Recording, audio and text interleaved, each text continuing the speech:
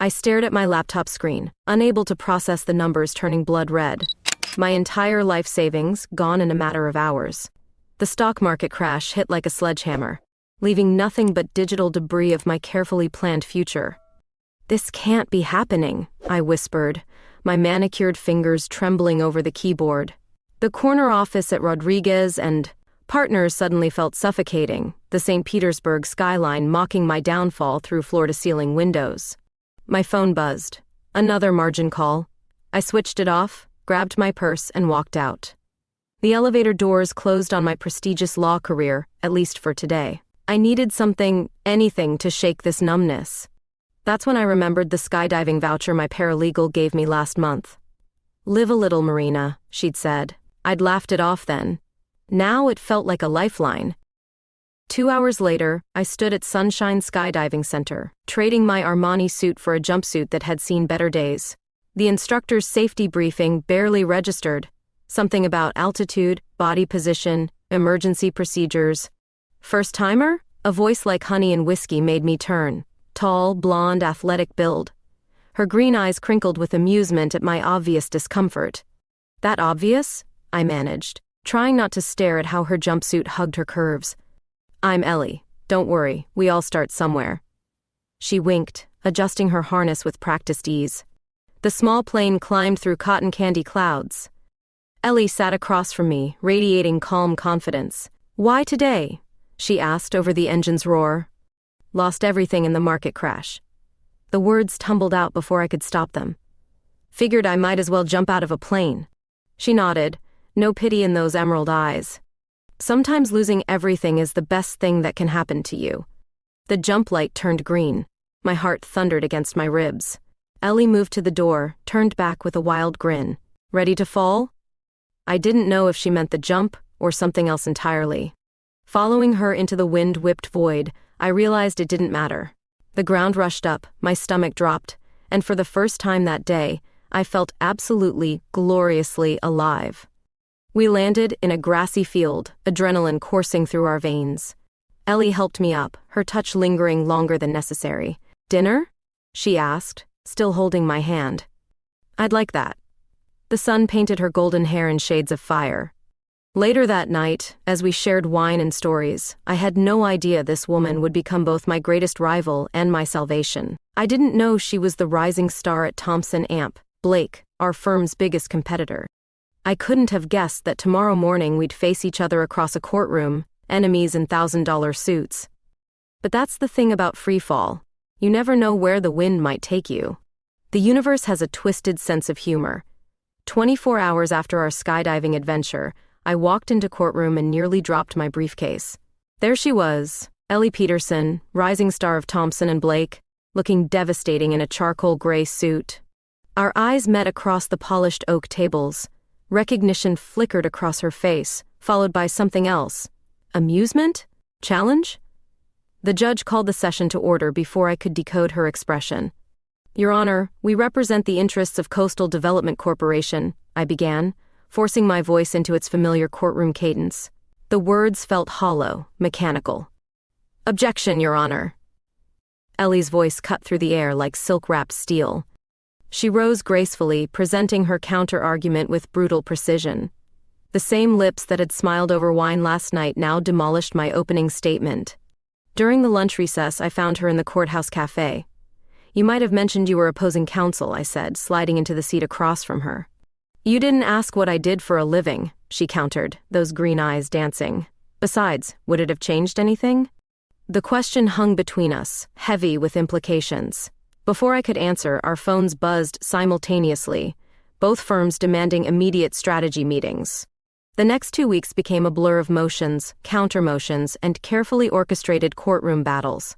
Ellie proved to be a formidable opponent, matching my every move with elegant ferocity. Our legal duels became the talk of the courthouse.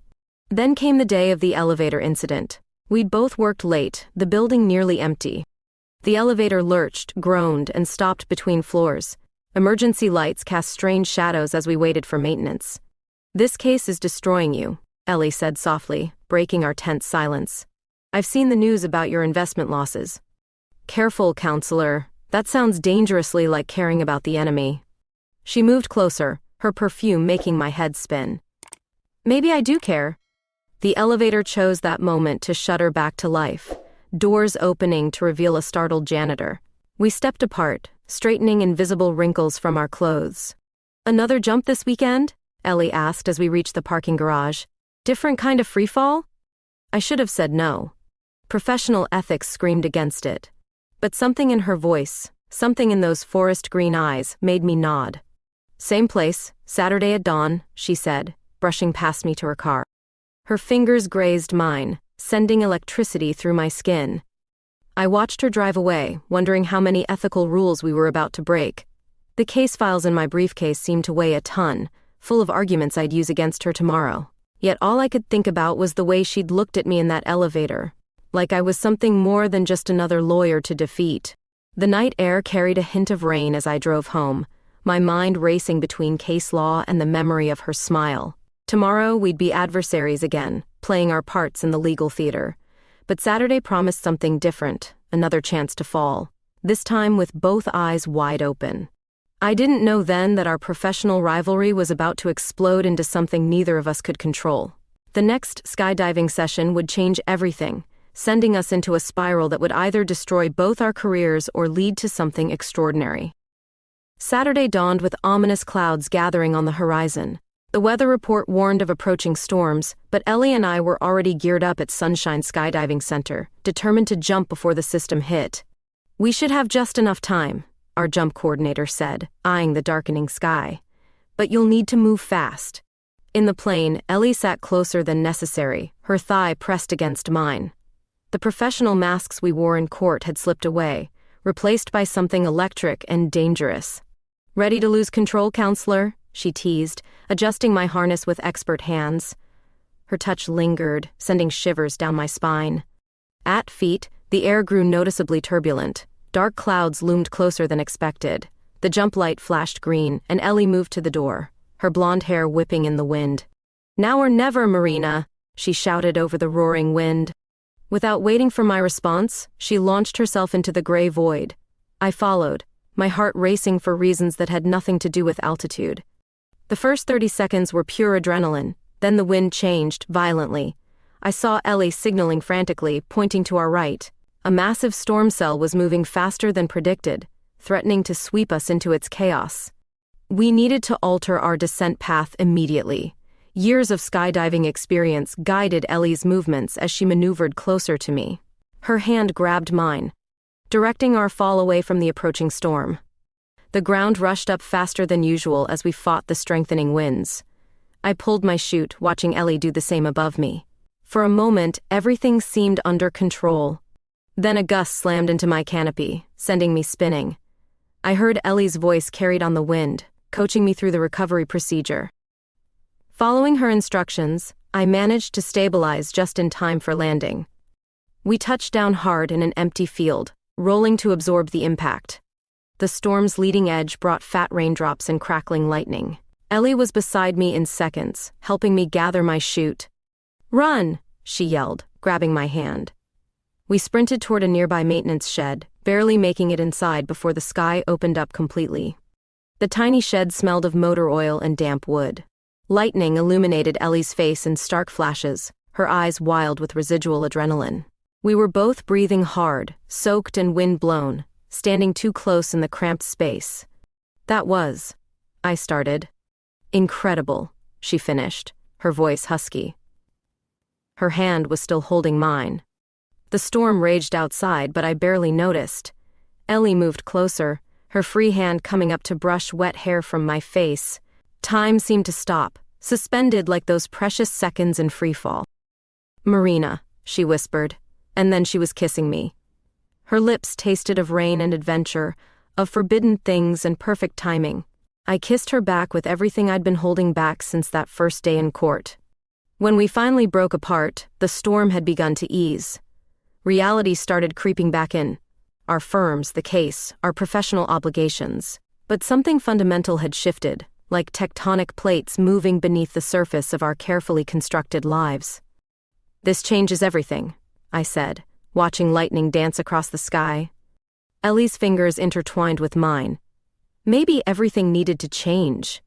We stayed in that shed until the storm passed, trading kisses and quiet confessions. Neither of us mentioned Monday's court appearance, or the ethical minefield we'd just wandered into. Those problems belonged to a different world, one that felt very far away from this moment of rain-soaked clarity.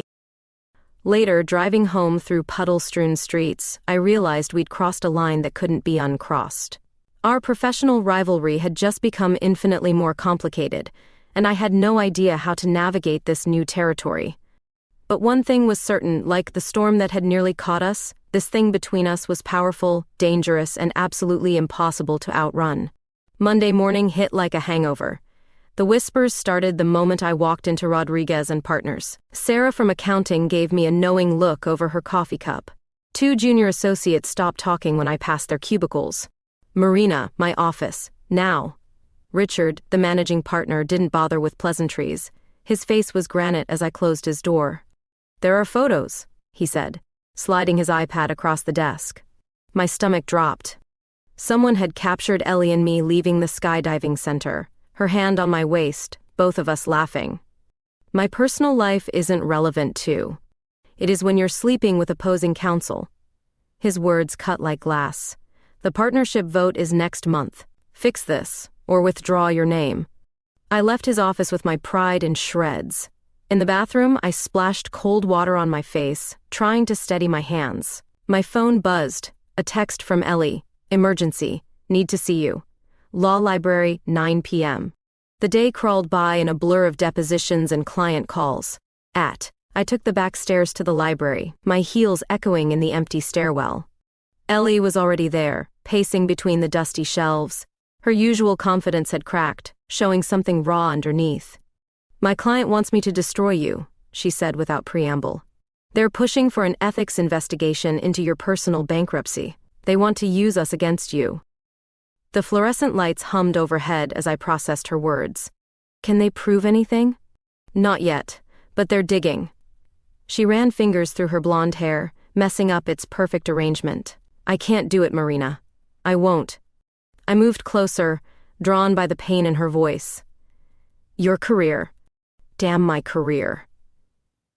Her whisper was fierce. She backed me against the shelves, her hands gripping my waist. "I can't pretend anymore." The kiss was different from our first, desperate, hungry, full of shared fear and defiance. Legal volumes pressed into my back as she pushed closer, her body fitting perfectly against mine. A door slammed somewhere in the building. We jumped apart, straightening our clothes with shaking hands. Reality crashed back like a cold wave. "We need to be smarter about this," I said, trying to slow my racing heart. "More careful." Ellie nodded, but her eyes still burned. "Meet me tomorrow night, my place. We need to figure out a strategy." I should have said no. Should have ended it right there in the library, saved both our careers. Instead, I found myself writing down her address, my fingers brushing hers as she passed me a pen.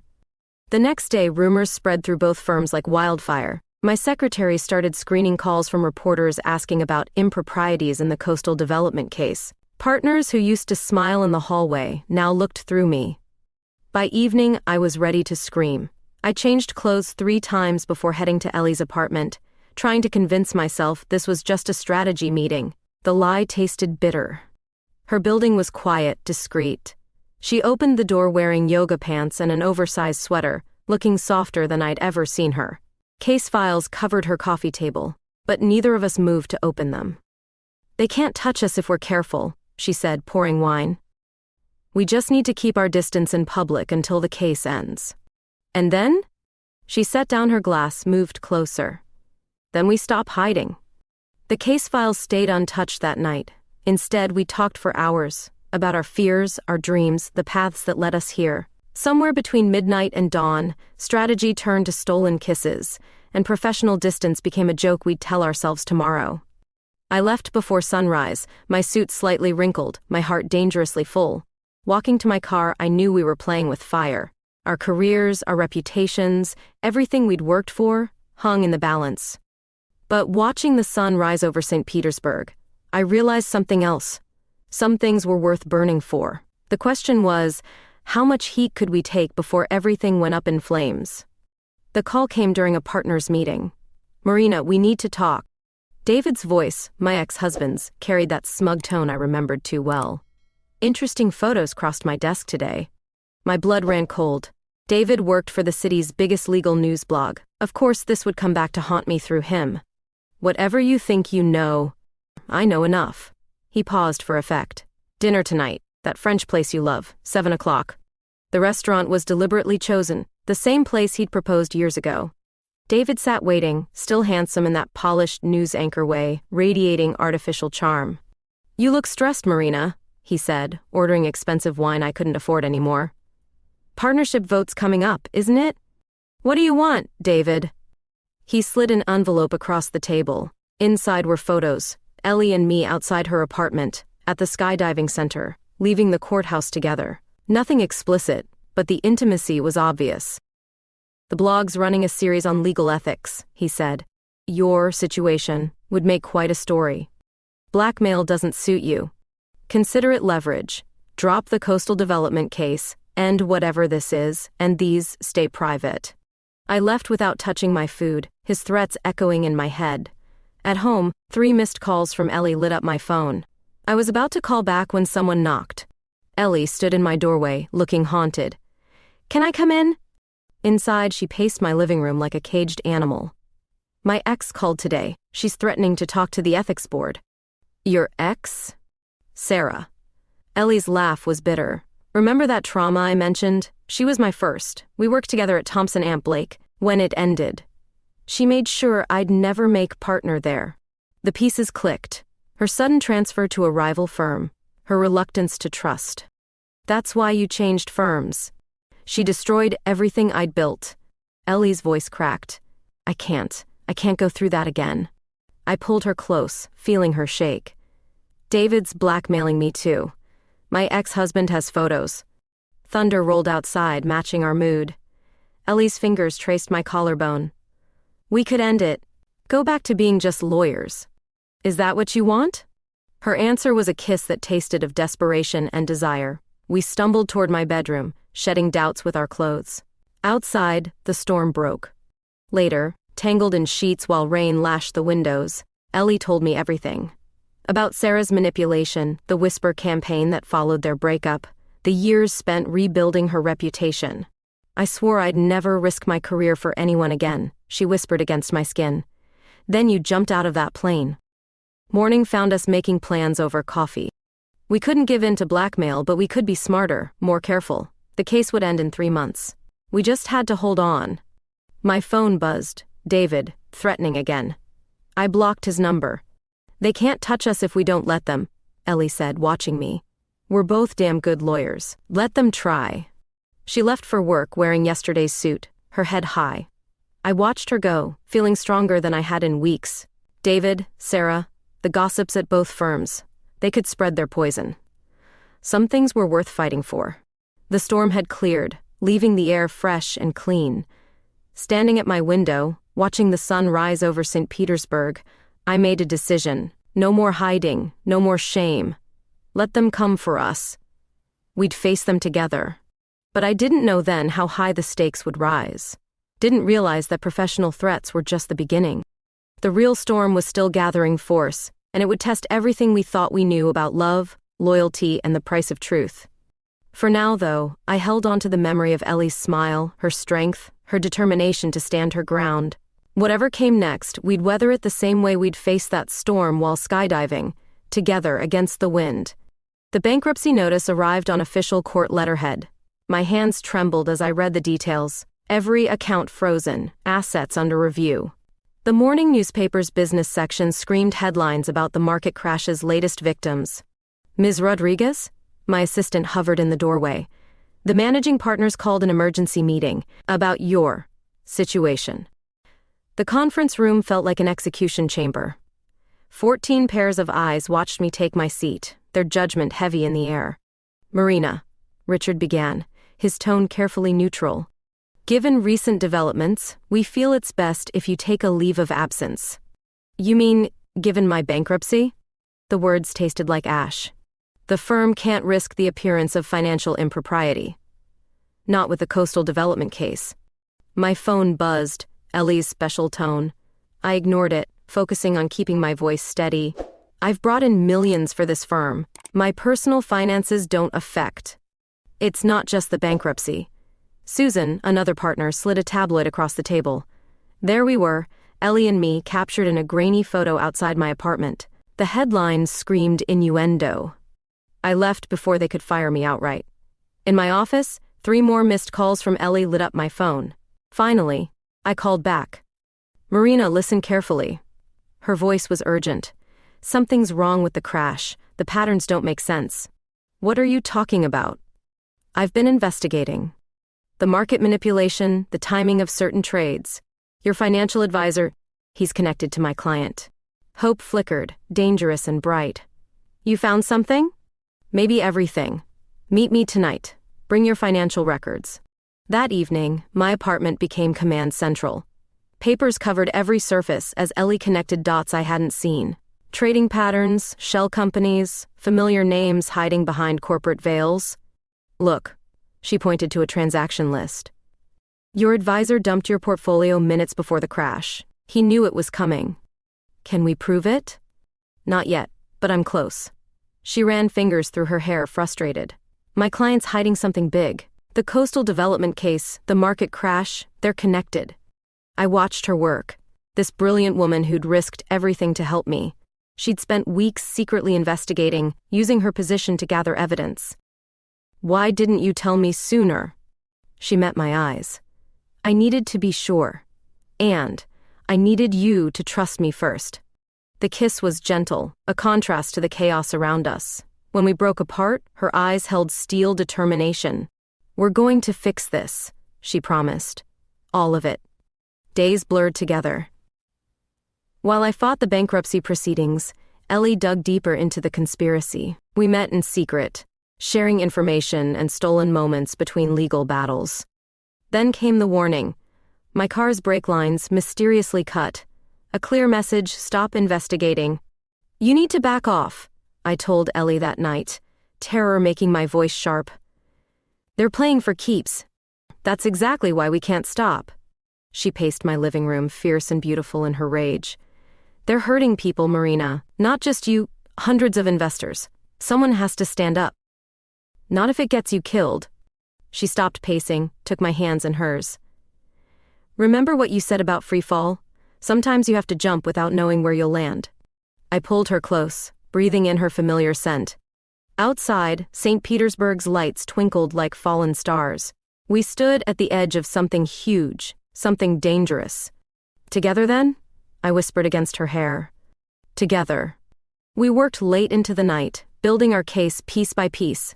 Tomorrow would bring more battles, more risks. But for now, we had this: truth, purpose, and each other. What we didn't know was that someone was watching. Even as we planned our next move, forces were gathering to destroy everything we'd built. The real war was about to begin, and the stakes were higher than we'd ever imagined. But that night, holding Ellie while she slept among scattered papers and half-formed plans, I felt strangely peaceful. Whatever came next, we'd face it the way we'd faced everything else, together, in free fall, trusting each other to pull the chute. The evidence hit like a thunderbolt. 3 a.m., and Ellie's hands shook as she spread documents across my kitchen counter. "Look at these trading records," she whispered, though we were alone. "Your financial advisor, James Morton, he's been working with coastal development for years." The paper trail was devastating. Shell companies, insider trading, carefully orchestrated market manipulation. My life savings hadn't evaporated by chance. I'd been targeted. "They knew I was lead counsel on the environmental lawsuit," I said, pieces clicking into place. "Bankrupting me was part of their strategy. It goes deeper." Ellie pulled up more files on her laptop. Morton's firm managed investments for half the judges in the circuit. They've been systematically compromising the entire legal system. Dawn found us still working, running on coffee and righteous anger. Ellie had risked everything to gather this evidence, secretly investigating while maintaining her cover at the firm. "How did you get these documents?" I asked, dreading the answer. She wouldn't meet my eyes. "Sometimes the best evidence isn't obtained through official channels. Ellie, I did what I had to do." Her voice was steel. They're destroying lives, Marina. Someone has to stop them. Before I could argue, her phone buzzed. The color drained from her face as she read the message. They know. She started gathering papers frantically. Someone at my firm spotted me copying files. We have minutes, maybe. Pounding at my door cut her off. Heavy footsteps in the hallway. Fire escape, I hissed, grabbing my laptop. We scrambled down metal stairs just as my apartment door burst open. Ellie's car was 3 blocks away. We ran through pre-dawn streets, hearts pounding, clutching evidence that could bring down an empire. Behind us, angry voices echoed. Get in! Ellie gunned the engine before I'd fully closed the door. We drove aimlessly for hours, watching for tails, planning our next move. Finally, we found a quiet diner on the outskirts of St. Petersburg. We need to go public, Ellie said over untouched coffee. Take everything to the SEC, the media, anyone who'll listen. They'll destroy us professionally. Everything we've worked for is already gone. She reached across the table, took my hand. But we can still do what's right. Her touch anchored me, as it had since that first skydive. I squeezed her fingers, feeling the strength there. Okay. But we do this smart. Build an ironclad case first. The next week was a blur of secret meetings and careful documentation. We worked with burner phones, switched cars, stayed in cheap motels. Paranoia became our closest friend. Then came the breakthrough. A whistleblower from Morton's firm reached out through encrypted channels. He had video evidence of the entire conspiracy. The meeting was set for midnight at an abandoned warehouse. Risky, but we were out of options. I don't like this, I said as we approached the building. Too exposed. Ellie's hand found mine in the darkness. Together, remember? The warehouse was silent except for our footsteps. Our contact was already there, a nervous man in a rumpled suit.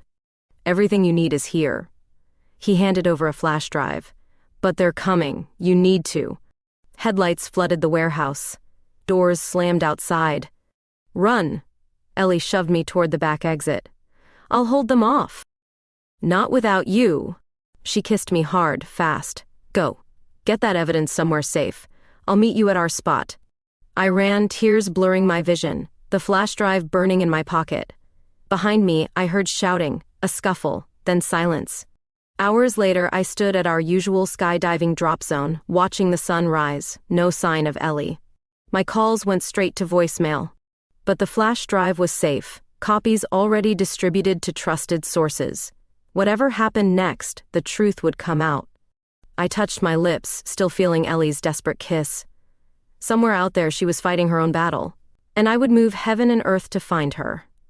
The war wasn't over, it was just entering its most dangerous phase. But Ellie had taught me something about free fall. Sometimes the only way forward is down.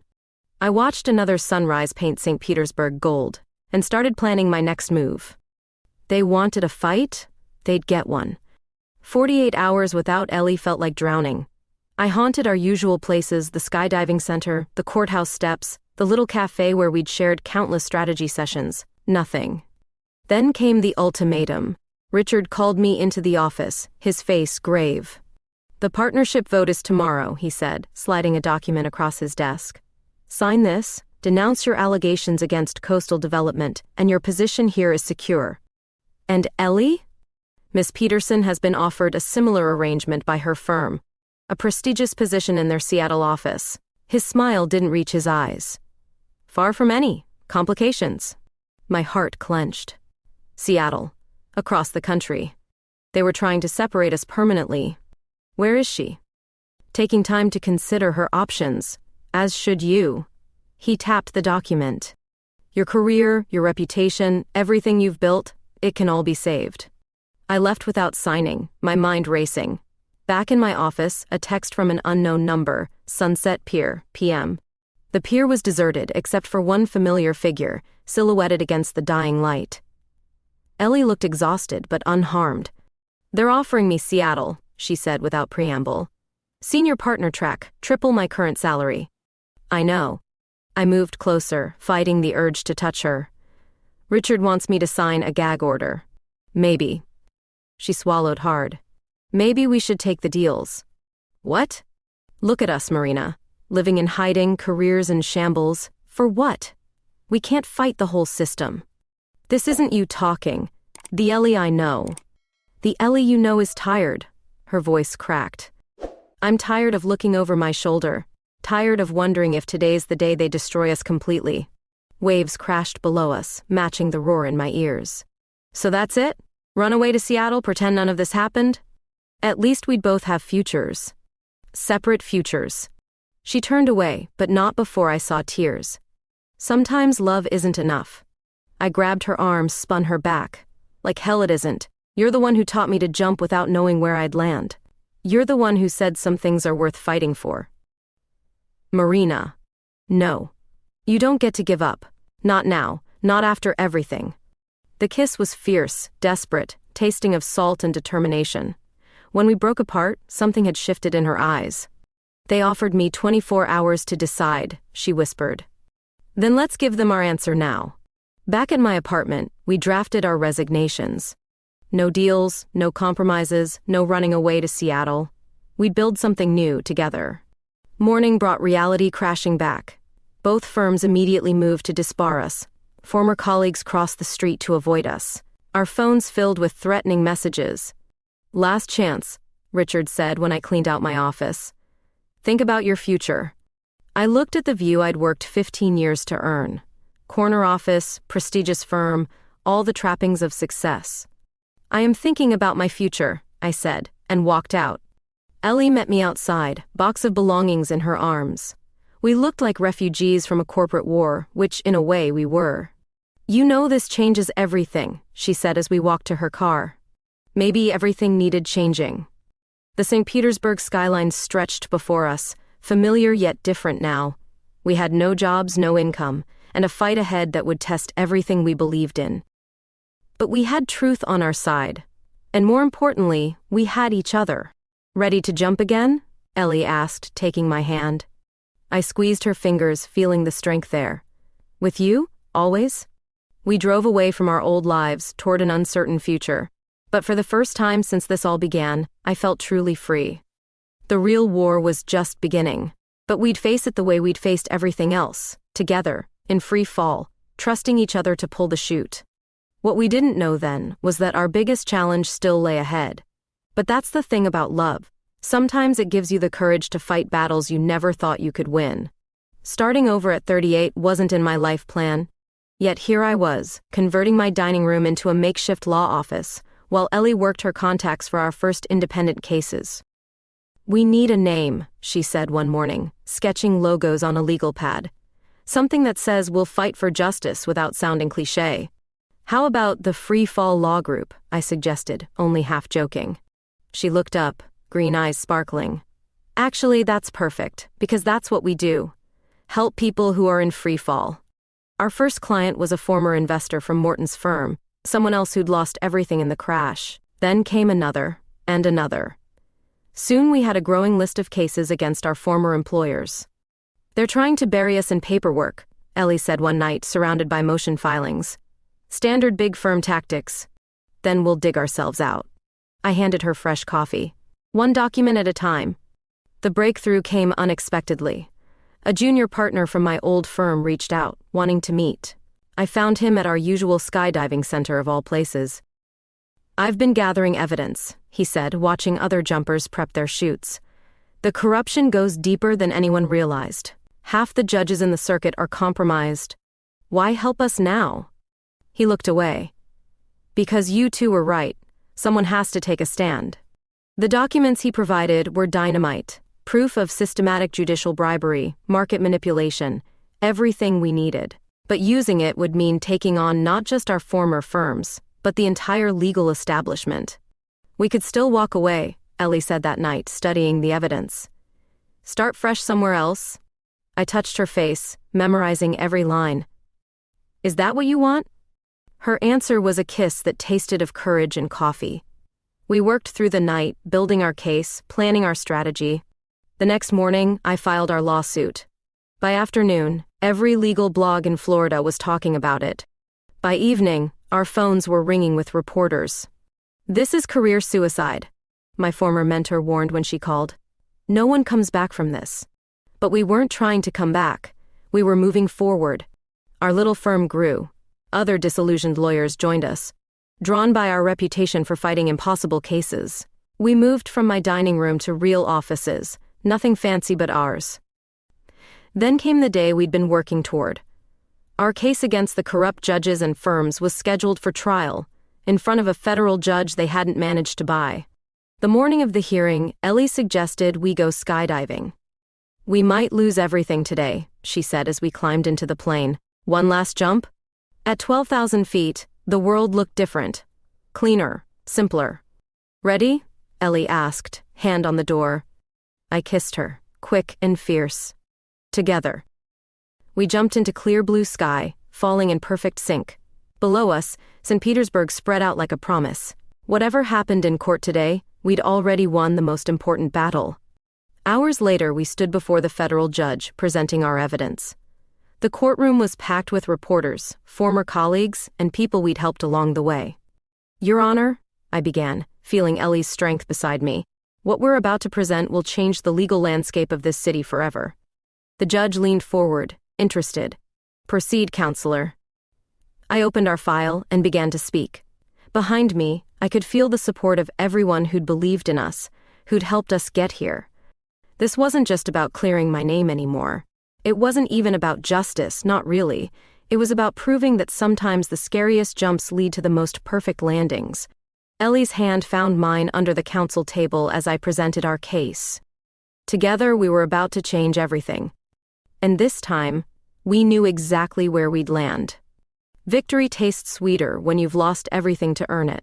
The federal judge's ruling sent shockwaves through St. Petersburg's legal community. 5 judges disbarred, 2 major firms under investigation, and dozens of corrupt lawyers facing charges. "Freefall Law Group exposes judicial corruption," the headlines screamed.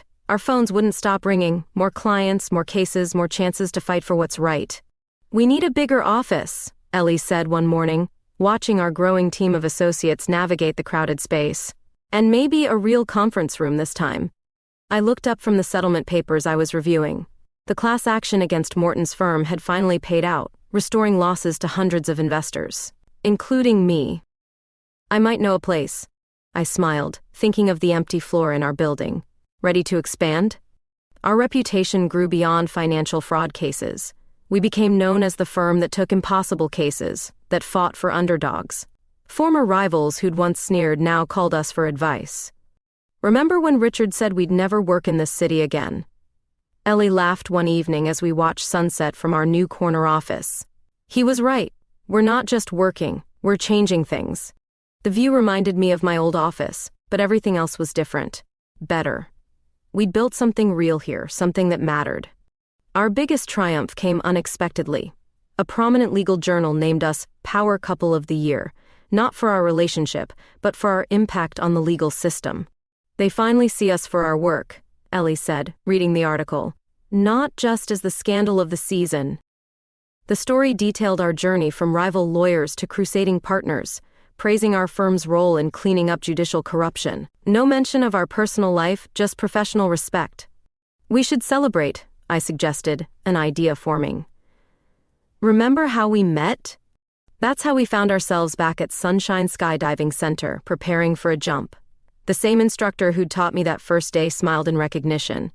"Still jumping together?" he asked, checking our gear. Ellie squeezed my hand. "Always." At altitude, the city sparkled below us. So much had changed since that first leap of faith. We'd lost everything, then built something better from the ashes. "Look," Ellie pointed through the plane's window. "Our building." The Free Fall Law Group's new offices were easily visible, 15 stories of glass and steel, with our logo proudly displayed. Inside, our team was probably still working, fighting the good fight. "Ready?" Ellie asked as the jump light turned green. The wind whipped her blonde hair as she stood in the doorway. Just like that first day, she took my breath away. We jumped together, falling through perfect blue sky. Below us, St. Petersburg spread out like a map of possibilities. Our city, our home, our battlefield. Later, celebrating with our team, I watched Ellie command the room with easy grace. She'd grown into her role as managing partner, leading our firm's expansion with the same fearlessness she showed in the sky. To justice, someone toasted. To free fall, Ellie countered, meeting my eyes across the room. The settlement money had restored my financial losses, but I'd gained something worth far more. Purpose. Partnership. Love that defied gravity.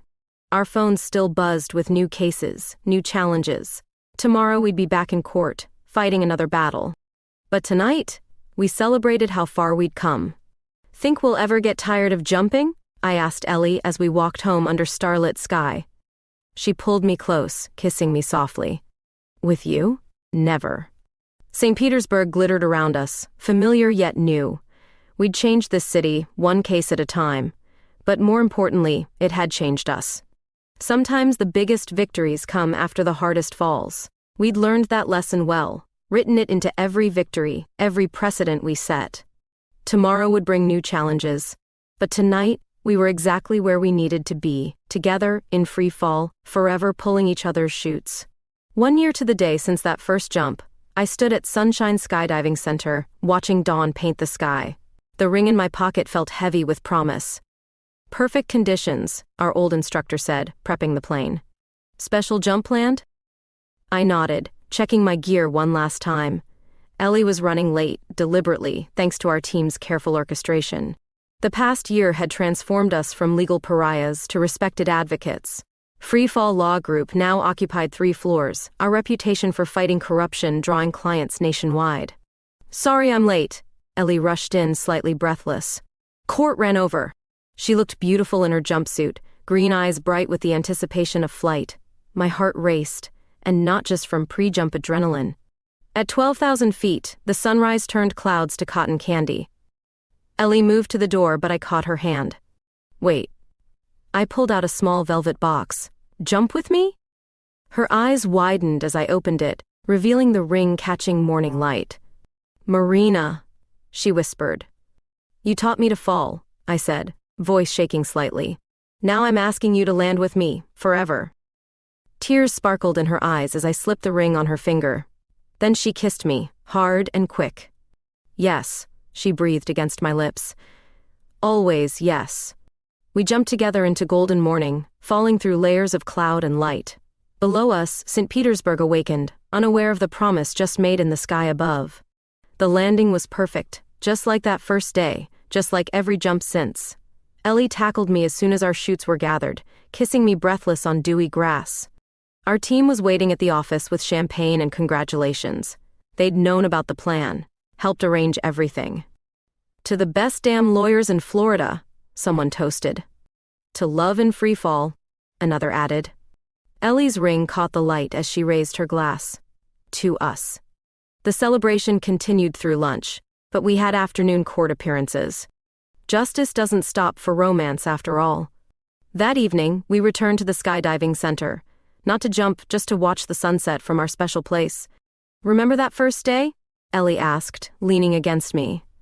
When I asked why you were jumping. I'd lost everything, I recalled, or so I thought. She twisted her new ring, smiling. Funny how losing everything led to finding everything. The sun painted the sky in shades of promise. Below us, the city we'd helped change, stretched out like a map of memories. The courthouse where we'd faced each other, the library where we'd first kissed, our offices where we fought daily for justice. Ready for another free fall? I asked, meaning life, marriage, everything ahead. Ellie's answer was a kiss that tasted of future. With you, always. We drove home under starlit sky, planning and dreaming. Tomorrow would bring new cases, new battles, new chances to fight for what's right. But tonight, we celebrated the biggest victory of all, finding love in free fall, building something beautiful from the ruins of our old lives. Sometimes the scariest jumps lead to the most perfect landings. We'd proven that, written it into law and love and everything between. St. Petersburg glittered around us, our city, our home. We'd changed it, and it had changed us. But the biggest changes were still to come. I love you, Ellie said softly as we reached home. I squeezed her hand, feeling the ring press between our palms. I love you too. Above us, stars wheeled in endless sky, the same sky we'd fallen through together, the same sky that would watch us build our future. Some people spend their whole lives afraid to jump. But sometimes when you're brave enough to fall, you find exactly where you're meant to land.